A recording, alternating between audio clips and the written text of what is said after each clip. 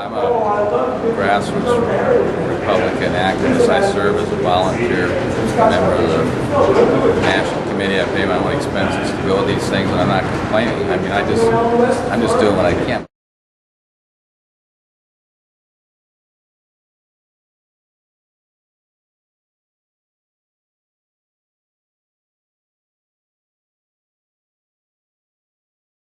Well, it's a battle, though, and you really understand it. You know, I'm happy to tell you that what we're dealing with here is basically the conflict between paid Republicans and volunteer Republicans. It's money versus people. And it's just as simple as that. That's all there is to it. And you know, I'm getting into the most up in the farms in North Dakota. We refer to the most dangerous place in the farm as the real estate between the hog and the trough. You don't want to get caught out there, because when it's feeding time, the hogs will run you over. and presidential politics, it's feeding time when we start having primaries and caucuses. That's when the consultants make all of their money. They get paid roughly 30 to 40% of every dollar they raise for a candidate. And then they turn around on the spending side. Whenever they place advertising, especially in the broadcast media, they get 15 to 20% commissions on every dollar they place. So the political consultants, if the campaign raised, $100 million, $50 million of it goes to the political consultants. And do you think it's a big industry, and that's what we're fighting here. The industry is working behind the scenes here to smother voices, because have they been petitioning a lot of the committee members while we've been here? Well, we have many committee members that are in fact involved in the political industry. They're either lobbyists, they're either peddling influence, or looking for an opportunity to raise money for a candidate, or work on the revenue side of political campaigns. And some of them just do it because they like they want to be at the scene of the crime when the votes are counted for political patronage, or jobs, or appointments as ambassador or something like that. There were a lot of people in this RNC that were just, already getting their bags packed. Romney would have won, several of these members wouldn't be here.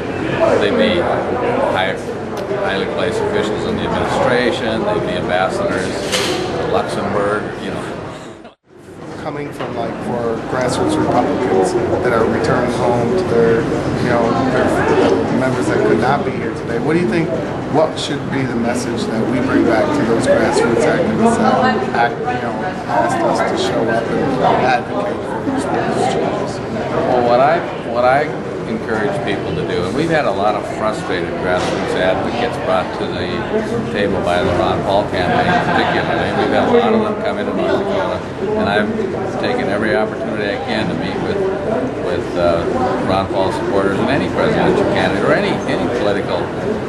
anybody with a political interest, to try to explain this process. But my advice is, don't go away.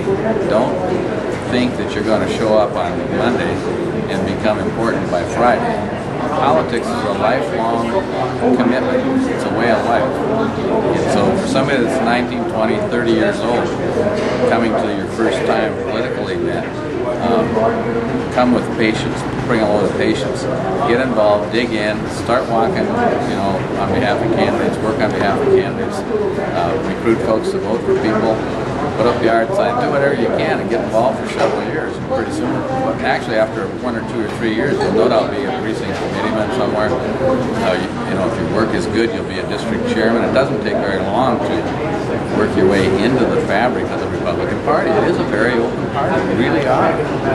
Even almost the worst of the states. But in some of the states where they put up barriers, then get involved and figure out a way, learn the rules, and figure out a way to displace those folks that are barriers to grassroots participation. Get rid of them. They're no good to anybody. They're usually in there for personal benefit, personal gain. They should take that back home and report that back to your constituent groups in every state, and tell them to take an interest in what their committee people do. Understand this, that there's only 168 of us that are members of the Republican National Committee. There's 3 from each state, plus the territories. Those 168 people are the ones that govern this party. We are the Congress and the Senate combined of the Republican Party of the United States. Now, a lot of these people don't even realize and understand the power they have.